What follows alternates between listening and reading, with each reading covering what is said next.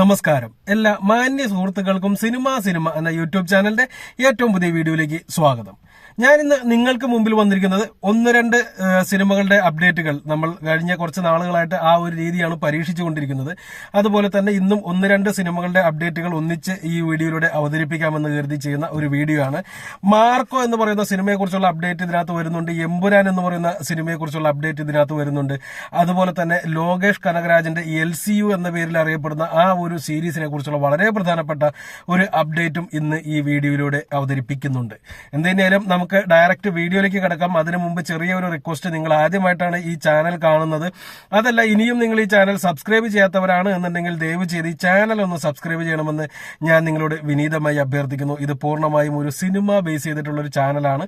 അതുകൊണ്ട് തന്നെ സിനിമയെ സ്നേഹിക്കുന്ന ആർക്ക് വേണമെങ്കിലും ധൈര്യമായിട്ട് ഈ ചാനൽ സബ്സ്ക്രൈബ് ചെയ്യാവുന്നതാണ്. ഓക്കെ, അപ്പൊ നമ്മൾ ഇന്ന് ആദ്യം സംസാരിക്കാൻ പോകുന്ന LCU എന്ന് പറയുന്ന സിനിമയെ കുറിച്ചാണ്. അതായത് സിനിമയെ കുറിച്ചല്ല, ആ ഒരു സംഭവത്തെ കുറിച്ചാണ്. നമ്മുടെ ലോകേഷ് കനകരാജ് സംവിധാനം ചെയ്തുകൊണ്ടിരിക്കുന്ന ആ ഒരു സീരീസിൽ ഏറ്റവും പ്രധാനമായിട്ട് പറയേണ്ടത് നായകന്മാരുടെ വലുപ്പത്തെ കുറിച്ചാണ്. അതായത് നമ്മൾക്കറിയാം, അദ്ദേഹത്തിന്റെ ആ സിനിമകളിൽ കമലഹാസൻ നായകനായിട്ട് വന്നിട്ടുണ്ട്, വിജയ് നായകനായിട്ട് വന്നിട്ടുണ്ട്, കാർത്തി നായകനായിട്ട് വന്നിട്ടുണ്ട്. നമ്മുടെ ഫഹദ് ഫാസിലും ഒരു രീതിയിൽ നോക്കുമ്പോൾ ഈ ചിത്രത്തിൽ നായകനായിട്ടാണ് വരുന്നത് എന്ന് നമുക്ക് കാണാൻ സാധിക്കും. വണ്ടിയിൽ വളരെയധികം പൊടി കയറിയിട്ടുണ്ട്. അതാണ് ഈ പറന്ന് നടക്കുന്നത്. എനിക്ക് ഒന്നും ചെയ്യാനില്ല, കുറേ നേരം വെയിറ്റ് ചെയ്തു അത് പോകാൻ വേണ്ടി, പക്ഷെ ഒരു രക്ഷയുമില്ല. എന്ത് തന്നെയാലും ആ പൊടി സഹിച്ചുകൊണ്ട് വീഡിയോ ചെയ്യുകയാണ്. നിങ്ങൾ അത് കാഴ്ചയ്ക്ക് തടസ്സമുണ്ടാക്കുന്നുണ്ടെങ്കിൽ എന്നോട് ക്ഷമിക്കുക. അപ്പോൾ എന്ത് തന്നെയാലും ഇപ്പോൾ ആ അദ്ദേഹത്തിന്റെ ഏറ്റവും പുതിയ ചിത്രത്തിലെ വില്ലനെ കുറിച്ചുള്ള ഒരു അപ്ഡേറ്റ് ആണ് പുറത്തു വന്നിരിക്കുന്നത്. അതൊരു ശക്തമായിട്ടുള്ള ഒരു വില്ലൻ തന്നെയായിരിക്കുമെന്ന് നമുക്ക് പ്രതീക്ഷിക്കാം. ഇതിനു മുമ്പ് അദ്ദേഹം വില്ലൻ വേഷം കൈകാര്യം കൊടുത്തുകൊണ്ട് സൂര്യയെ നമുക്ക് മുന്നിലേക്ക് അവതരിപ്പിച്ചിരുന്നത് അതൊരു ഒന്നൊന്നര വില്ലൻ ആയിരുന്നു എന്നുള്ളൊരു കാര്യം നമുക്കറിയാം. അദ്ദേഹം അല്ലാതെ, സൂര്യ അല്ലാതെ പിന്നീട് ഈ ചിത്രത്തിൽ നല്ല ഒരു വില്ലൻ വേഷം എന്ന് പറഞ്ഞ് നമുക്ക് മുന്നിലേക്ക് എത്തിയത്, അല്ലെങ്കിൽ ഇപ്പോ വില്ലന്മാരിൽ ജീവിച്ചിരിക്കുന്ന വില്ലൻ എന്ന് വേണമെങ്കിൽ പറയാവുന്നത്, അത് നമ്മുടെ സൂര്യയും അതുപോലെ തന്നെ അർജുൻ ദാസുമാണ്. ഇനിയിപ്പോൾ വരാൻ പോകുന്ന മറ്റൊരു വില്ലൻ എന്ന് പറയുന്നത് അത് വേറെ ആരുമല്ല, ഇന്ത്യ മൊത്തം ആരാധകരുള്ള, അല്ലെങ്കിൽ എല്ലാവരും ഇഷ്ടപ്പെടുന്ന, ഹേറ്റേഴ്സ് തീരെ ഇല്ലാത്ത ഒരു നടനെയാണ്. അതും ഇതുപോലെയുള്ള ഒരു വില്ലൻ വേഷം ഇതുവരെ കൈകാര്യം ചെയ്യാത്ത, അല്ലെങ്കിൽ അത്ര വലിയ ആ റേഞ്ചിലുള്ള റോളുകൾ ഇതുവരെ ചെയ്യാത്ത മാധവനെ പിടിച്ചിട്ട് അദ്ദേഹം അടുത്ത സിനിമയിൽ വില്ലനാക്കുന്നു എന്നുള്ള റിപ്പോർട്ടുകളാണ് പുറത്തു വരുന്നത്.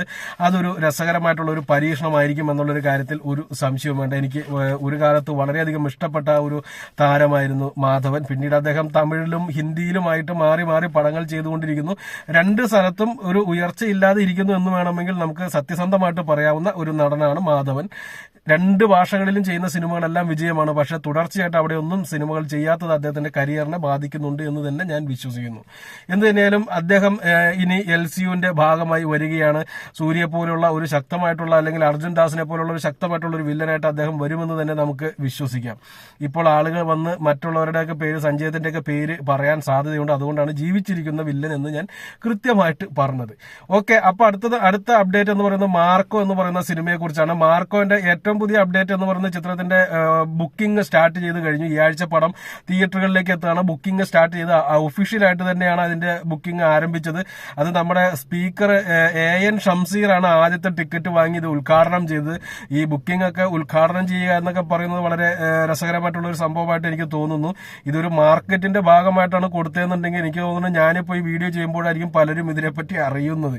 അപ്പൊ അങ്ങനെയൊക്കെയുള്ളൊരു മാർക്കറ്റിംഗ് അതിശക്തമായിട്ട് നടക്കുന്നു എന്ന് പറയുമ്പോൾ സിനിമയുടെ മാർക്കറ്റിംഗ് സൈഡ് എത്രത്തോളം വീക്കാണെന്ന് നിങ്ങൾക്ക് ഊഹിക്കാവുന്നതേ ഉള്ളൂ. സിനിമയ്ക്ക് ആ കൊടുത്ത പ്രൊമോഷൻ എന്ന് പറയുന്നത് ആ ചിത്രത്തിന്റെ ഒരു പാട്ട് ഇറങ്ങിയതും അതുപോലെ തന്നെ ട്രെയിലർ ഇറങ്ങിയപ്പോൾ ഉണ്ടായ ഒരു ഓളവുമാണ്. വേറെ ഒരു കാശ് മുടക്കുള്ള പ്രൊമോഷനൊന്നും ഇതുവരെ കണ്ടിട്ടില്ല.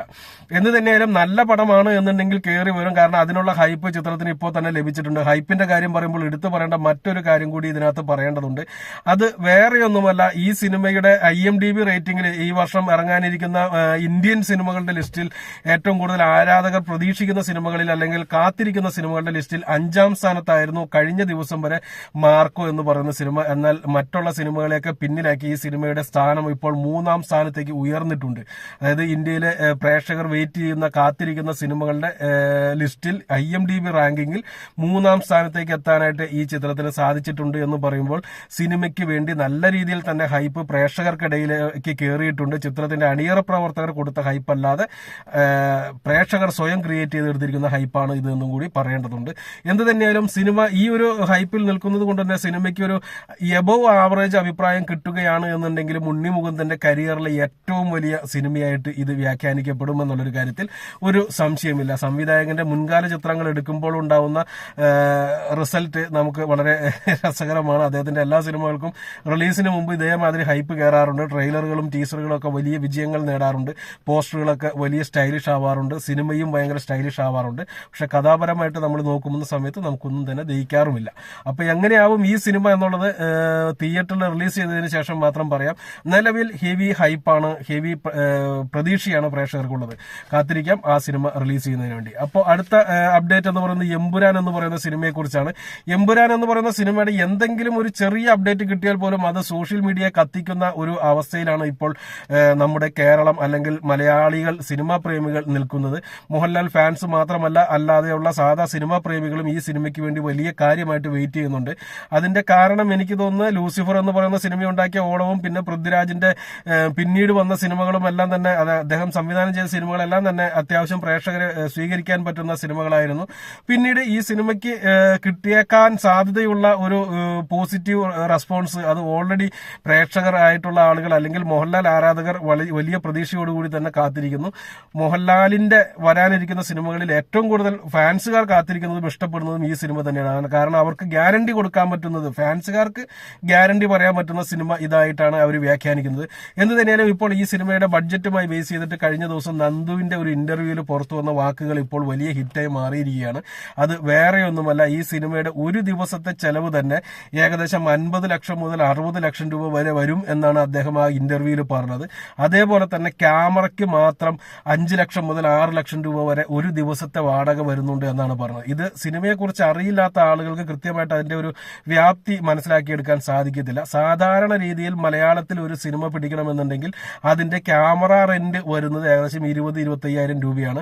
മിനി എല്ലാവിധ ലെൻസുകളും കാര്യങ്ങളും എല്ലാം കൂടി കൂട്ടിക്കഴിഞ്ഞാൽ പോലും ഒരു 40,000-50,000 രൂപ റേഞ്ചിലാണ് ഒരു ദിവസത്തെ റെന്റ് വരുന്നത്. അപ്പോൾ നിങ്ങൾക്ക് ഊഹിക്കാം 50,000 രൂപയ്ക്ക് ഒരു ദിവസത്തെ റെന്റ് പോകുന്ന സ്ഥലത്ത് അതേ ക്യാമറ അല്ല, അതുപോലെ തന്നെ ആ ക്യാമറ എന്ന് പറയുന്ന ആ ഒരു ഡിപ്പാർട്ട്മെന്റിന് മാത്രം ഒരു ദിവസം 5 ലക്ഷം മുതൽ 6 ലക്ഷം രൂപ വരെ കൊടുക്കുന്നു എന്ന് പറയുമ്പോൾ സാധാരണ ക്യാമറയ്ക്ക് 10 ദിവസത്തെ റെന്റാണ് ഈ സിനിമയ്ക്ക് ഈ ക്യാമറയ്ക്ക് കൊടുക്കുന്നത്. അപ്പോൾ അത്ര വലിയ ഇതായിട്ടുള്ള അത്ര അപ്ഡേറ്റ് ആയിട്ടുള്ള ഒരു ക്യാമറ ആയിരിക്കും അതിൽ യൂസ് ചെയ്യുക എന്നുള്ളത് മനസ്സിലാക്കുക. പിന്നെ ഒരു ദിവസം 50 ലക്ഷം മുതൽ 60 ലക്ഷം രൂപ വരെ എന്ന് അദ്ദേഹം പറഞ്ഞിരിക്കുന്ന ഒരു സംഭവത്തെ പറ്റി പറയുമ്പോൾ അത് തള്ളാണെന്ന് എനിക്ക് തോന്നുന്നില്ല. കാരണം ഇത്രയധികം ആർട്ടിസ്റ്റുകളൊക്കെ അതിനകത്ത് വരുന്നു, അതുപോലെ തന്നെ അതിനകത്ത് ഉപയോഗിക്കുന്ന എക്യുപ്മെന്റ്സ് ഒക്കെ വലിയ ഹെവി ആണെന്നൊക്കെ നമ്മൾ നേരത്തെ കേട്ടതാണ്. പക്ഷെ ഇവിടെ ഒരു കാര്യം മനസ്സിലാക്കാം, മോഹൻലാലിന്റെ ഹെവി ബഡ്ജറ്റ് സിനിമകൾക്ക് പോലും ഒരു ദിവസത്തെ റെന്റ് എന്ന് പറയുന്നത് ഒരു ദിവസത്തെ കോസ്റ്റ് എന്ന് പറയുന്നത് 10 ലക്ഷം മുതൽ 12 ലക്ഷം രൂപ വരെയാണ് ഇതുവരെ സംഭവിച്ചിട്ടുള്ളൂ. അപ്പോൾ അതിന്റെ 5 ഇരട്ടിയോളം തുകയാണ് ഇപ്പോൾ ഈ ഒരു സിനിമയ്ക്ക് വേണ്ടി ഒരു ദിവസം മുടക്കുന്നത് എന്ന് പറയുമ്പോൾ അത് കൃത്യമായിട്ട് യൂസ് ചെയ്തിട്ടുണ്ട് എന്നുണ്ടെങ്കിൽ ഒന്നൊന്നര ഐറ്റം ആയിരിക്കും സ്ക്രീനിൽ കാണാൻ പോകുന്നത്. സിനിമ നല്ലതാണോ ചീത്തയാണോ എന്നുള്ളതൊന്നല്ല, സിനിമയുടെ പെർഫെക്ഷൻ, ടെക്നിക്കൽ പെർഫെക്ഷൻ വേറെ ലെവലായിരിക്കും. സിനിമ നല്ലതാണോ ചീത്തയാണോ എന്ന് തിയേറ്ററിൽ ഇറങ്ങി കഴിഞ്ഞാൽ മാത്രമേ പറയാൻ പറ്റത്തുള്ളൂ. പക്ഷെ ഒരു ഒന്നൊന്നര ഐറ്റം ആയിരിക്കും നമുക്ക് സ്ക്രീനിൽ കാണാൻ സാധിക്കുക എന്നുള്ളൊരു കാര്യം ഇതോടുകൂടി തന്നെ കൺഫേം ആയിട്ട് പറയാവുന്നതാണ്. ഓക്കെ, അപ്പോൾ അടുത്തൊരു വീഡിയോ ആയിട്ട് വീണ്ടും വരാം. നിങ്ങളുടെ ഓരോരുത്തരുടെയും പ്രതീക്ഷകളും കാര്യങ്ങളും എല്ലാം ഞാൻ താഴെ കമന്റായി പ്രതീക്ഷിക്കുന്നു. ഓക്കെ, അപ്പോൾ അടുത്തൊരു വീഡിയോ ആയിട്ട് വീണ്ടും വരാം. അതുവരെ നന്ദി, നമസ്കാരം.